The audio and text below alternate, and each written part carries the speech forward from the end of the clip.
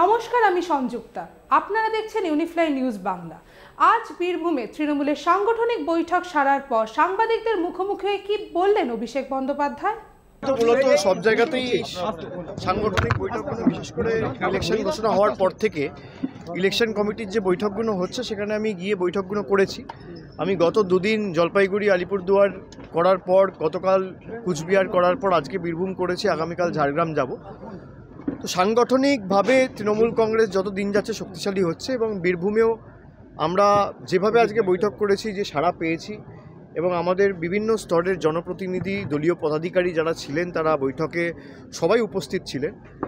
তৃণমূল কংগ্রেসের জয়ের ব্যবধান দুটো আসন থেকেই আগামী দিন বাড়বে, বোলপুর থেকেও বাড়বে এবং বীরভূম থেকেও বাড়বে।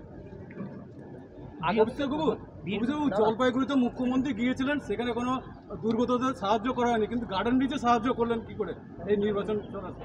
দুর্গতদের সাহায্য করা হচ্ছে, কিন্তু সাহায্যটা মুখ্যমন্ত্রী করতে পারে না। তার কারণ হচ্ছে আদর্শ আচরণবিধি চলছে।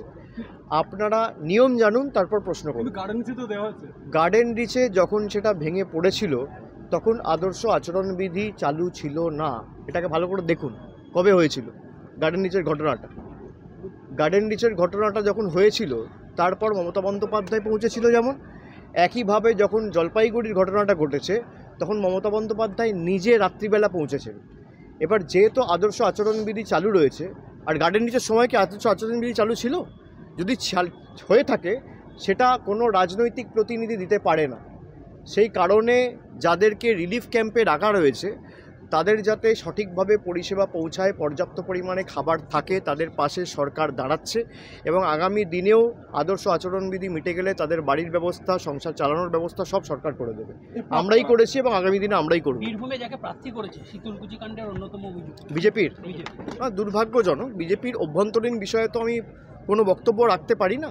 তারা কাকে প্রার্থী করবে, কাকে সভাপতি করবে, কাকে এমএলএ ভোটে দাঁড় করাবে, কাকে লোকসভা ভোটে দাঁড় করাবে, তাদের অভ্যন্তরীণ বিষয় এবং মানুষের জবাব দেবে। মানুষের কাছে প্রতিটা পদক্ষেপই মানুষ দেখছে এবং কিভাবে সাম্প্রদায়িকতার তাস খেলে সমাজে একটা বৈষম্য, বিচ্ছিন্নতাবাদের রাজনীতির জন্ম দিয়ে সমাজকে অশান্ত করার যে পরিকল্পনা, এটা বিজেপি বারে বারেই করে এসছে, এটা নতুন নয়। তবে বাংলায় যতবারই করেছে মুখ থুবড়ে পড়েছে, আর আগামী দিনও ব্যতিক্রম হবে। দেবাশিস ধর বলছেন যে শীতলকুচির ঘটনা ভাঁওতা ছিল, বিজেপিকে ফাঁসাওকে বলেছিল, এই এসপিকে ফাঁসাওকে বলেছিল, এটা তিনি বলছেন।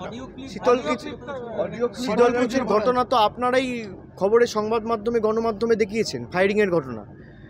তৎকালীন বিজেপির রাজ্য সভাপতি তিনি জনসভা করে বলেছিলেন জায়গায় জায়গায় শীতলকুচি হবে। কে এইসব কথা বলে? যদি এই তথ্য মিথ্যে থাকে তাহলে দেবাশিস বাবুর উচিত তৎকালীন যে বিজেপির রাজ্য সভাপতি তার বিরুদ্ধে ব্যবস্থা নেওয়া বা একটা মানহানির মামলা করা। আমি জ্যোতিষ না, আমি অ্যাস্ট্রোলজার না, আমি গণৎকার নয়। তবে আমি বারবার যেটা বলেছি যে তৃণমূলের যা ফল 2019-এ ছিল তার থেকে অনেক ভালো হবে।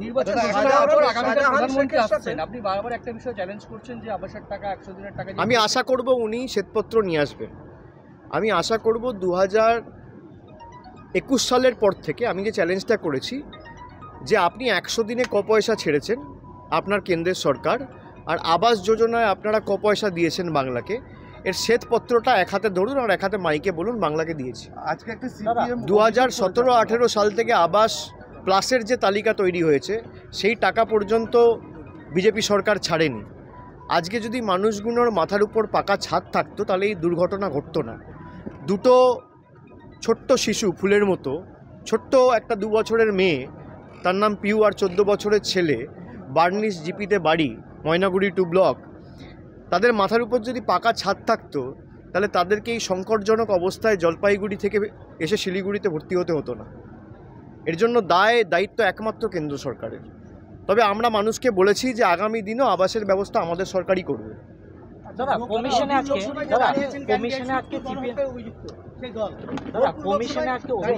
সিপিএম একটা অভিযোগ করেছে যে অভিষেক বন্দ্যোপাধ্যায় বিজ্ঞাপনের টাকা 9-6 করছে, এমন একটা অভিযোগ কিছু অডিও ক্লিপে। হ্যাঁ, তাহলে আমার বিরুদ্ধে কমপ্লেন করুক, তার তদন্ত হোক। যদি নির্বাচন কমিশনে গিয়ে থাকে নির্বাচন কমিশন তদন্ত করবে। আমি তো নির্বাচন কমিশন নই এবং তাদের যদি মনে হয় আমি কোনো রকম কোনো টাকা 9-6 করেছি তাদের আইনি পদক্ষেপ নেওয়া উচিত এবং হাইকোর্টেও মামলা করা উচিত। শাহজাহান শেখের সাথে মাদক যোগের একটা তত্ত্ব উঠে আসছে, কি বলবেন? শাহজাহান নেই, শুনুন, মাদক পাচারকারীতে যারা অভিযুক্ত তাদেরকে বিজেপি টিকিট দিয়েছে। আগে প্রশ্ন করুন আপনি দিলীপ ঘোষ, সুকান্ত মজুমদার, শুভেন্দু অধিকারীকে। আর পুলিশ কেস বা পশ্চিমবঙ্গ পুলিশ কেস দেয়নি, কেস দিয়েছে গুয়াহাটি পুলিশ। তাকে আপনি বারাসাতের প্রার্থী করেছেন, তো খবরের সংবাদপত্রে সংবাদ মাধ্যমে আপনারা দেখিয়েছেন। এই প্রশ্নগুলো করার মতো সৎসাহস তো আপনাদের নেই। আপনারা তৃণমূলকে প্রশ্ন করবেন, আমরা উত্তর দিচ্ছি, কোনো অসুবিধা নেই। বিজেপির বিধায়ক বলছে শান্তনু ঠাকুর হচ্ছে গাঁজাখোর। আমি বলছি না, অসীম সরকার বলছে, হরিণঘাটার বিধায়ক। আর আপনারা দেখাচ্ছেন তৃণমূলের গোষ্ঠীদ্বন্দ্ব। তৃণমূলের কোনো গোষ্ঠীদ্বন্দ্ব নেই, তৃণমূল আরও শক্তিশালী, জয়ের ব্যবধান বাড়বে। 4 তারিখ যখন ভোট বাক্স খুলবে, আমিও এখানে থাকবো, আপনিও এখানে থাকবেন। বীরভূমে তো গোষ্ঠীদ্বন্দ্ব দেখা দিচ্ছে বিভিন্ন জায়গায়, বিশেষ করে মুরারই, খয়রাসর। কিভাবে আপনাকে চিন্তা করতে হবে না। যদি কোথাও গোষ্ঠীদ্বন্দ্ব থাকে, তার জন্য আজকে বৈঠক হয়েছে এবং দল ঐক্যবদ্ধ এবং শক্তিশালী। আপনাদের যদি কষ্ট হয় যে তৃণমূলের গোষ্ঠীদ্বন্দ্ব হচ্ছে, তৃণমূলের দুর্বল হচ্ছে, এদিকে ভোটের ফল বেরোবে, আপনি খুব খুশি হবেন। না, এই অনুব্রত মণ্ডলী যদি আজকে বিজেপিতে চলে যেত, ধোয়া তুলসী পাতা হয়ে যেত। বিজেপিতে যায়নি তাই জেল খাটছে। আজকে যদি বিজেপিতে যেত, যেভাবে অজিত পাওয়ার গেছে, যেভাবে শুভেন্দু অধিকারী গেছে, যেভাবে হিমন্ত বিশ্ব শর্মা গেছে, যেভাবে নারায়ণ রানে গেছে, তিনি ধোয়া তুলসী পাতা হয়ে যেতেন।